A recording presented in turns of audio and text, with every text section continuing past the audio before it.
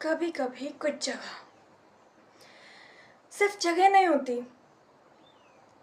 उनके साथ कुछ ऐसी कहानियां जुड़ी होती हैं जिन्हें सुनकर इंसान वहां जाने से पहले 100 बार सोचता है। और ऐसी ही जगह है भानगढ़ फोर्ट, राजस्थान का एक पुराना किला जिसके बारे में डरावनी कहानियां मशहूर थी। लेकिन उस दिन हमें बिल्कुल अंदाजा नहीं था कि वहां जाना हमारी जिंदगी का सबसे अजीब रात बनने वाली थी। सुबह का समय था। मैं बीटीएस के साथ राजस्थान की ट्रिप पर थी। हम सब एक गाड़ी में बैठे हुए थे। रास्ते भर हंसी मजाक चल रहा था।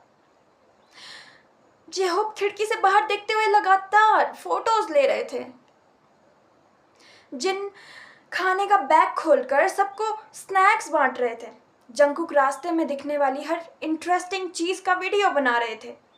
आरएम अपने हाथ में एक छोटी सी ट्रैवल बुक लिए बैठे थे और शुगा हमेशा की तरह शांत होकर म्यूजिक सुन रहे थे।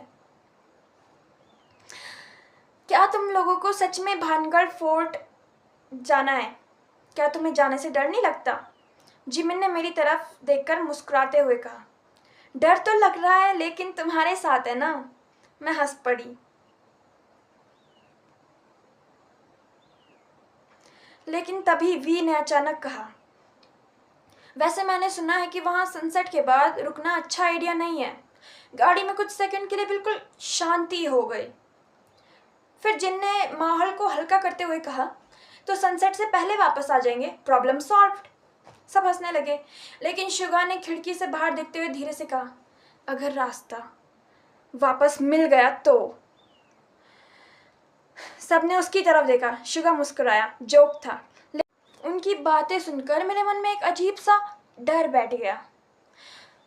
कुछ घंटों बाद हम भानगढ़ फोर्ट पहुंच गए। किले के सामने खड़े होते ही मुझे उसकी विशाल पुरानी दीवारें देखकर अजीब सा एहसास हुआ। पत्थरों पर समय के निशान थे। आसपास का माहौल बिल्कुल शांत और ठंडा था, बहुत ज्यादा शांत था। हम अंदर जाने लगे। जंकुक आगे चल रहा था और बार बार पीछे मुड़कर हमें देख रहे थे। सब साथ रहना, आरएम ने कहा। किसी को अकेले मत जाने देना। हम सब ने हामी भर दी। किले के अंदर पुराने मंदिर, टूटे हुए महल और सुनसान गलियां थी। जेहोप ने कैमरा निकालते हुए कहा, यह जगह बहुत ही क्रीपी है, लेकिन बहुत ब्यूटीफुल भी है। मैंने एक पुरानी दीवार पर एक तस्वीर खींची। तभी मेरी नजर दीवार पर बने एक अजीब से निशान पर पड़ी। वो किसी पुराने सिंबल जैसा था। मैंने आरएम को बुलाया, नामजिन ये देखो। आरएम ने सिंबल को ध्यान से देखा।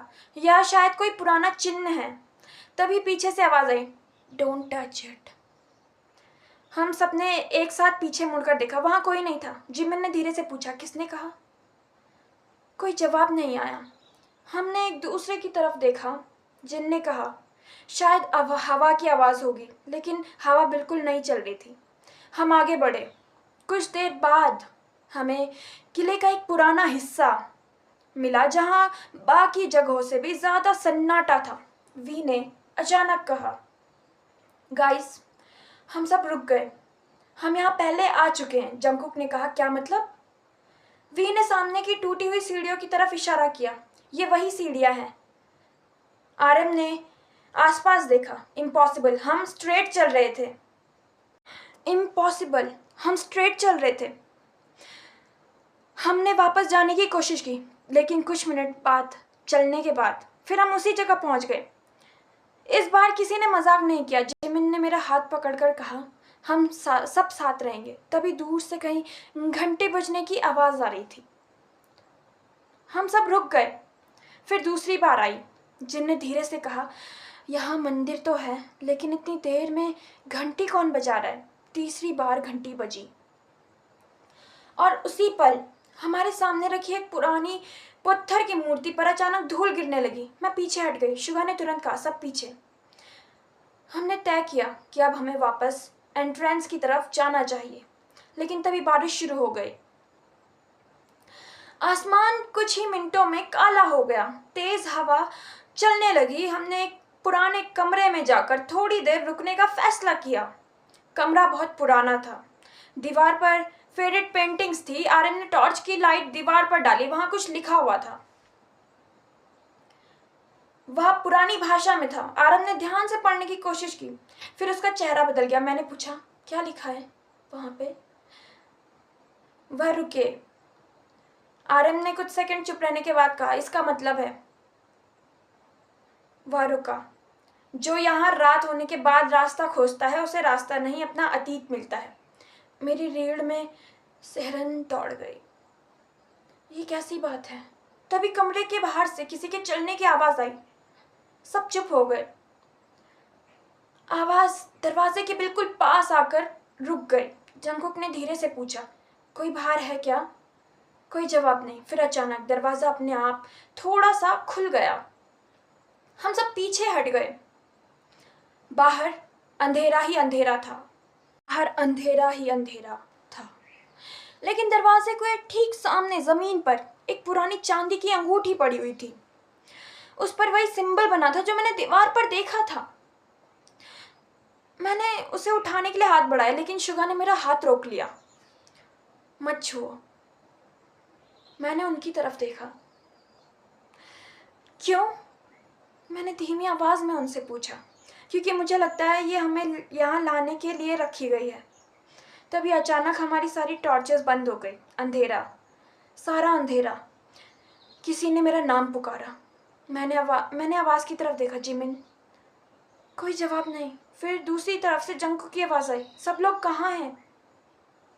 मैंने घबरा कर कहा, हम यहीं हैं। लेकिन आवाजें अलग अलग दिशाओं से आ रही थी। ऐसा लग रहा था जैसे पूरा कमरा बदल गया हो। मैंने फोन की फ्लैशलाइट ऑन की और जो मैंने देखा उससे मेरे हाथ कांपने लगे।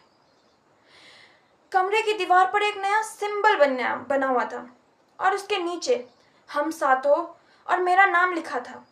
तभी अचानक कमरे की छत से पत्थर गिरा। सब बाहर भागे। हम एक खुले कोर्टयार्ड में पहुंचे। बारिश अब रुक चुकी थी। आसमान में बादल थे।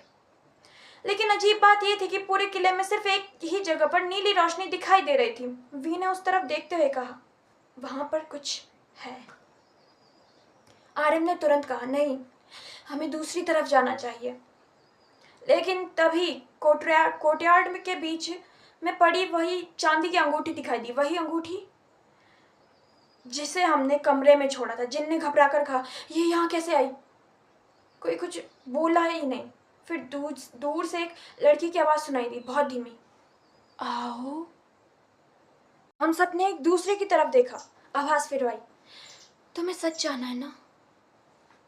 मेरे कदम वही रुक गए, क्योंकि वह आवाज मुझे मेरे बचपन की किसी आवाज जैसी लगी। लेकिन ऐसा होना असंभव है। मैंने पीछे देखा, वहां कोई भी नहीं था। शुगा ने कहा, हम यहाँ से जा रहे हैं। हम सब एंट्रेंस की तरफ भागे। लेकिन वहां पहुंचकर देखा, मुख्य रास्ता गायब था। मेन रास्ता गायब था। जहां कुछ घंटे पहले रास्ता था, वहां सिर्फ अब ऊंची दीवार, पत्थर की एक ऊंची दीवार थी। जंगकुक ने अपना फोन निकाला, नो सिग्नल। आर्यन ने मैप खोला। मैप पर लोकेशन दिख रही थी, लेकिन हमारा रास्ता नहीं। तभी जिन ने धीरे से कहा, गाइस। हमने उसकी तरफ देखा। उसके हाथ में एक पुरानी डायरी थी। ये मुझे उस कमरे में दिखी थी। डायरी के पहले पन्ने पर सिर्फ एक लाइन लिखी थी, जो 7 लोग यहाँ आएंगे, उनमें से केवल 6 वापस जाएंगे। हम सब एक दूसरे को देखने लगे और उसी पल किले के अंदर से जोरदार आवाज आई। आर्यन ने कहा, सब मेरे पीछे रहो। हम धीरे धीरे से आगे बढ़े। तभी मेरी नजर डायरी के आखिरी पन्ने पर पड़ी। वहां आज की तारीख लिखी थी, 17 अगस्त 2026।